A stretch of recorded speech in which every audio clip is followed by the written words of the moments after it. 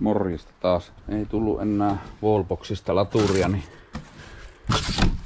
piti tilata uusi. Sitten koitin löytää edullisesti laturin. Pitäisi olla valmiiksi asennettuna nämä latausjohtoja. Ja sitten se kaapeli, mikä menee tuonne, tämä voimavirtakaapeli, mikä menee sitten sähköpääkeskukseen. Ja sähkömies on käynyt käyttöohjeiden kanssa, ei kun asennusohjeiden kanssa tutkinut, että tämä laturi on yhteensopiva tuon meidän sähköpääkeskuksen kanssa. Eli siellä on riittävät tarvittavat vikavirtasuojat ja muut systeemit. Itse en kovin paljon sähköistä ymmärrä, mutta se pitäisi olla nyt ammattilaisen toimesta katsottuna, että tää on passeli. Ei muuta kuin pitää alkaa tämä laitettamaan sitten paikallukseen. Merkkihän on Elli. Näitä myydään aika monella merkillä mun käsittääkseni, että sama laturi, että joissakin on Volkkarin merkkiä ja mitä muita niitä olikaan. Mutta pitää nyt tää asennuttaa tuohon paikalle ja jospa saatais nyt sitten vähän tehokkaammin virtaa tuohon pököttiin. Nyt on saatu Elli seinälle. Ja vaikka mikä sähkömies olekaan, niin yhden asian haluan varmistaa tuolta sisältä ennen kuin alan kokeilemaan. Siellä on pyydetty semmonen, että kun meidän talossa ei kärsi käyttää, mä sen vanhemman laturin kanssa totesin, että meidän talossa ei kannata käyttää yli 10 amperin virtoja. Se antaa jotain 6,5 kilowattia tehoa. Jos menee sen yli, niin meni pari kertaa pääsulake talosta, kun jos maalämpöpumppu lähtee päälle ja sitten yhtä aikaa vielä joku laittaa uunin päälle, niin sitten se ei kestänyt, niin mä oon pyytänyt silleen, että tuo rajoitetaan tuo maksimivirta, mitä tää voi antaa, niin 10 amperia. Sitten mä oon tutustunut tähän käyttöohjeeseen ja tuolla sanotaan, että siellä on tommonen kytkin ja tuolla on 10 amperia tossa ja sitten siellä on tommoset pinnit, jotka pitää olla vasemmalta oikealle lukien niin ylös, alas, alas. Ja ne samat pikkupinnit löytyy tuolta. Ja se on tuo oikeanpuolimainen, millä sitä virtaa rajoitetaan. Eli tuolla on tuo vasemmanpuolimaisi on huonosti näkyy, mutta tuo ylhäällä, alhaalla, ylhäällä, alhaalla, alhaalla. Eli ne on laitettu niin kuin on pyydetty. Eli nyt ei pitäisi yli 10 amperia antaa ja käsittääkseni ei. Pitäisi olla sitä vaaraa sitten, että menee talosta pääsulake. Mä ruuvan ton kannen tuohon paikalle ja sitten mä alan testaamaan, että saadaanko laturi toimimaan. Ai niin, se appi pitää tietenkin ensin asentaa ja rekisteröidä ja muuta, niin pääsee kännykällä tuohon käsiksi. Nyt on laturi ja tuo appi, Ellin appi saatu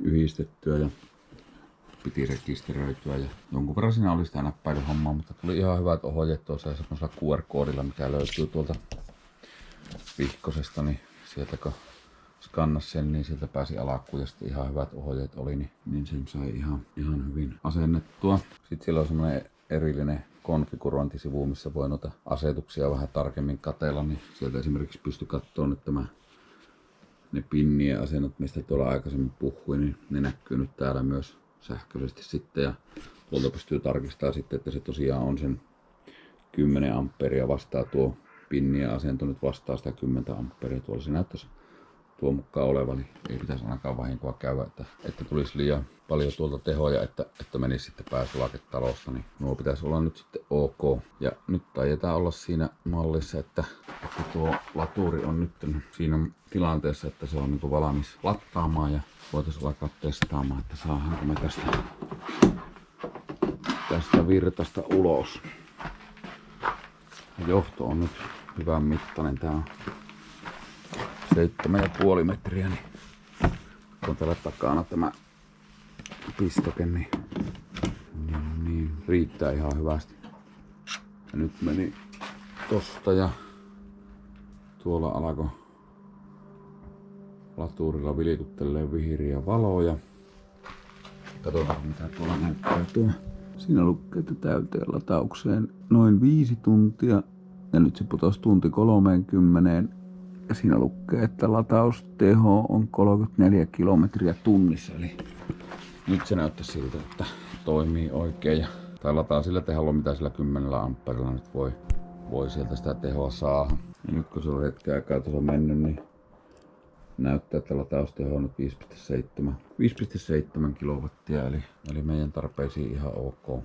Tältä auto omasta appista näkee täältä kans tuon, eli latausnopeus on nyt 34 kilometriä per tunti ja 802% on akkua ja näyttäisi pelaamaan. Tuo appi on välillä vähän hidas ja se päivittää tosi hitaasti tuota tilaa, että joutuu joskus monta kertaa tuolta päivittämään tuolta, että se suostuu ottaa yhteyden ja näyttää ne tuoreet tiedot ja sitten kysyy ihan vähän väliä tuota salasanaa tuohon, että olisiko sitä tarpeellista ihan joka painallukselle erikseen kysyä. Mutta joo, jospa ne laturiongelmat olisi nyt selätetty ja pitää nyt pari päivää ladata ja laittaa sitten tuo kehikko tuohon, että jos sinne nyt jotakin kuitenkin vielä tulee, niin tarvitsisi sitten alkaa purkaa niin hankalasti. Sitten tästä itse autosta, niin nyt on 638 kilsaa näyttää olevan, mitä me ollaan tällä ehditty ajaa. Ei nyt kauhean kattavat kokemukset vielä ole, mutta kuitenkin muutama 100 kilsaa, niin ei tässä nyt isompia valituksen aiheita ole.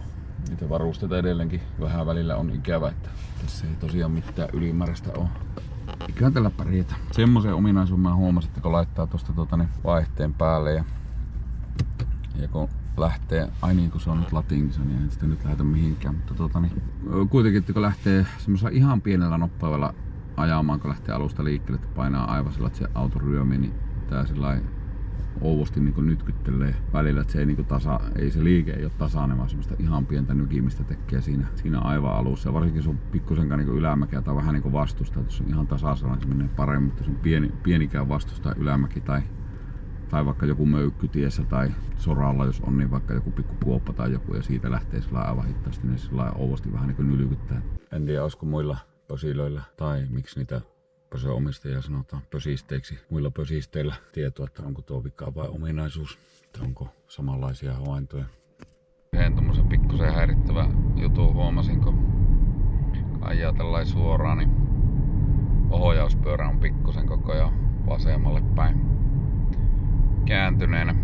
Sillä vähän ehkä erikoista, että kun on merkkiliikkeen liisama auto ja just huollettu, niin olisi se ehkä voinut huomatakin ja tehdä suuntauksen ja kääntää tuon suoraan, mutta pitää varmaan seuraavassa huollossa mainita, että jos ne kääntäisi sen, mutta ihan selkeästi se on niin pikkusen kääntyneenä tonne vasemmalle päin suorallakin. Mutta on tää ihan hyvin pelannut, että ei oo sillä mitään valittamista lämpiä nopea ja penkin lämmittimet lämpiä ihan järkyttävän nopea ja nyt kun ilmat kylmenee, niin kaito on ihan hyvä ja mitään pitempää matkaa ei tullut vielä käytyä ja voi olla, että ne aika vähän jääkin. Ei ole semmoselle nyt ollut pitkään aikaan tarvista, varmaan tässä aika lähipyörityksessä. Tää tulee enimmäkseen käytetty. Jepulista ei muuta kuin seuraavaan kertaan taas. Se on moro.